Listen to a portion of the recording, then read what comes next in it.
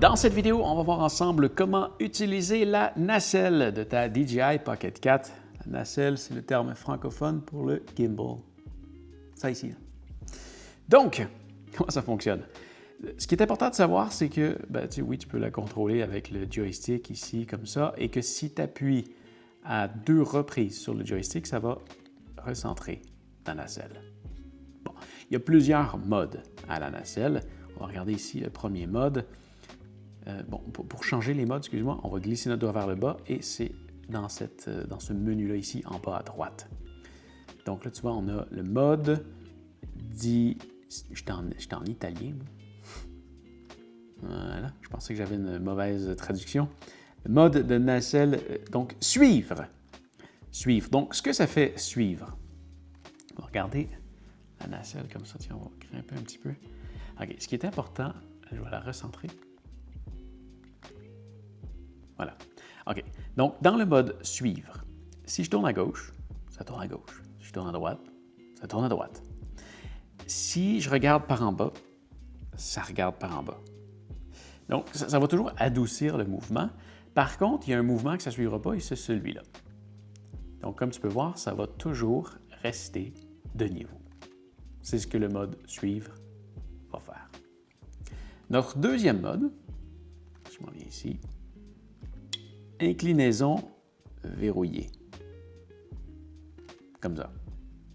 Donc ça, ce que ça va faire, c'est que c'est un peu le même concept. Hein? Tu regardes à gauche, à droite, ça va suivre. Si tu t'en vas sur le côté, ça ne suivra pas. Mais maintenant, si tu t'en vas comme ça, ça va vraiment à tout prix garder le niveau. L'autre mode qui est intéressant, c'est le suivant, FPV. FPV, lui, c'est qu'il va suivre absolument tout. Donc, gauche, droite, en bas, mais aussi de côté. Donc là, il va vraiment juste suivre tout ce que tu fais, mais il va adoucir ton mouvement. Et le dernier, la différence est très faible.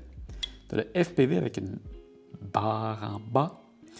Celui-là va juste suivre. En fait, tout est en lien avec le recentrage. Donc, si je m'en viens en mode FPV, si je regarde par en bas et que je recentre en appuyant 2 fois, il va toujours se remettre de niveau. Alors que, si je m'en viens sur le dernier mode ici, lui, il va toujours suivre, donc ça regarde par en haut. Lui, il va toujours aller replacer la caméra dans la même orientation que la caméra, l'écran, si tu veux. Donc là, si j'appuie clac, clac, tu vois, ça va pointer vers le bas. Donc, ça vient faire plus comme si tu filmais avec un téléphone. Ça regarde dans la direction que tu pointes. La caméra va toujours suivre ça. Et là, si je viens le remettre en mode suivre, parce que c'est lui que j'utilise le plus souvent, un truc qui est important de savoir, c'est que si tu maintiens le joystick, ça va barrer la direction dans laquelle tu regardes.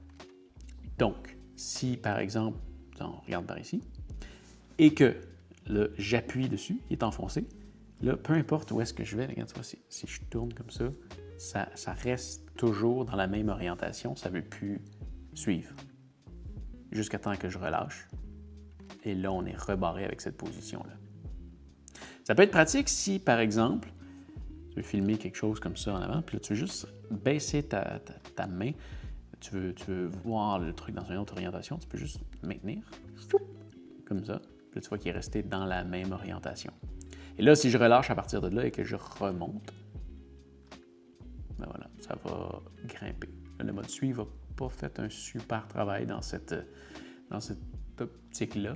Mais tu peux aussi l'utiliser comme ça. Si par exemple, tu veux filmer vers le haut, puis tu ne veux pas utiliser le joystick, puis tu ne veux pas faire ça comme ça, parce que là, après ça, tu ne verras plus rien, parce que la caméra est rendue vers le bas, ce que tu peux faire, c'est de maintenir le joystick, descendre ta caméra comme ça, et ensuite grimper comme ça.